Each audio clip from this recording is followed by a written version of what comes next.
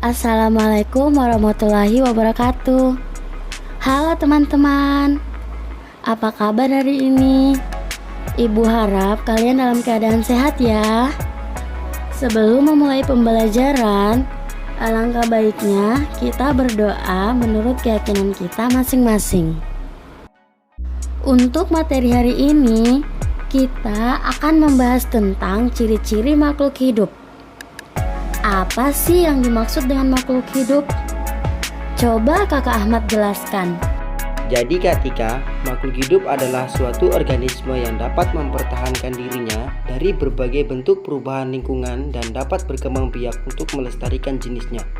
Kak Tika tahu nggak apa aja jenis-jenis makhluk hidup? Tahu dong, jenis-jenis makhluk hidup ada 3, yaitu manusia, hewan, dan tumbuhan. Dan manusia sendiri merupakan makhluk hidup yang paling sempurna. Kakak Ahmad tahu tidak kenapa batu, angin, air, dan tanah itu tidak termasuk makhluk hidup?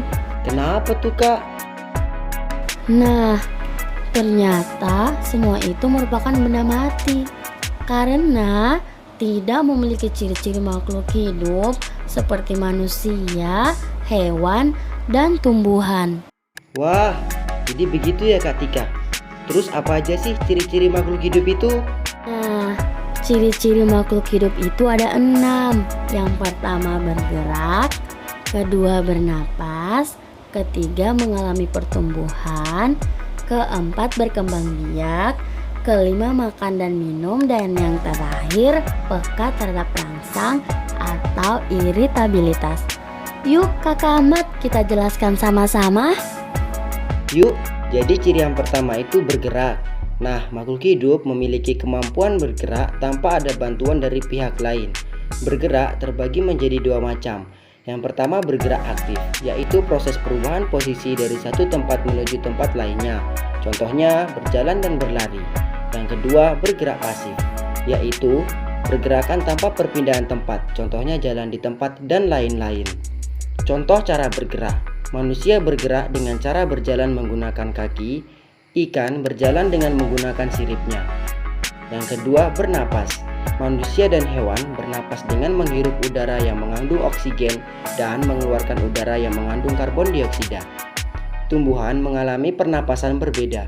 Di siang hari, tumbuhan menghirup karbon dioksida dan mengeluarkan udara yang mengandung oksigen.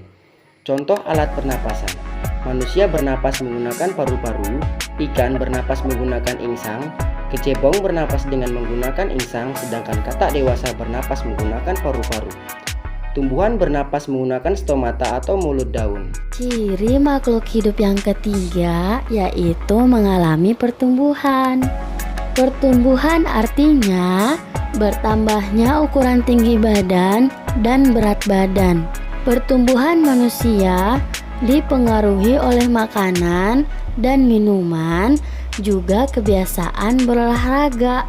Oleh karena itu, menjaga pola makan dan berolahraga teratur merupakan cara yang baik untuk menjaga kesehatan tubuh. Contoh pertumbuhan makhluk hidup, ada daur hidup ayam yang mulai dari telur, kemudian menetas, setelah itu menjadi anak ayam dan akan menjadi ayam dewasa. Kemudian ada daur hidup tumbuhan yang dimulai dari biji, akan menjadi kecambah, lalu akan menjadi tanaman muda, kemudian menjadi tanaman dewasa.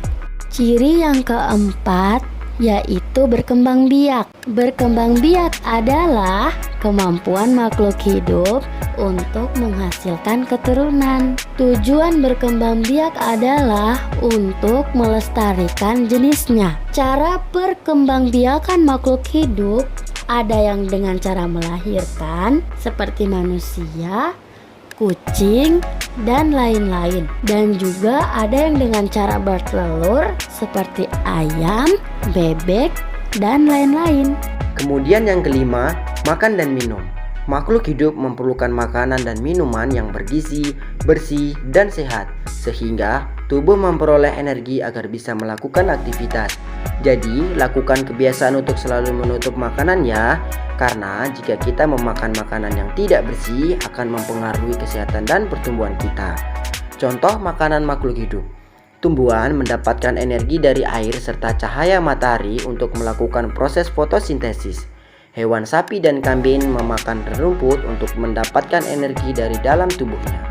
Yang terakhir adalah peka terhadap rangsang atau iritabilitas. Kepekaan makhluk hidup terhadap rangsangan berbeda-beda ya. Nah, contoh rangsangan pada makhluk hidup yaitu biasanya pupil mata manusia akan mengecil secara spontan. Biasanya kita akan menutup mata kita saat menerima rangsangan berupa sinar matahari yang terlalu terang dan menyilaukan. Kemudian juga ada daun putri malu yang akan segera menutup daunnya saat mendapatkan rangsangan berupa sentuhan. Pasti teman-teman pernah kan menyentuh daun putri malu? Baik teman-teman, sekian materi kita hari ini. Ibu harap kalian bisa pahami apa yang disampaikan. Assalamualaikum warahmatullahi wabarakatuh.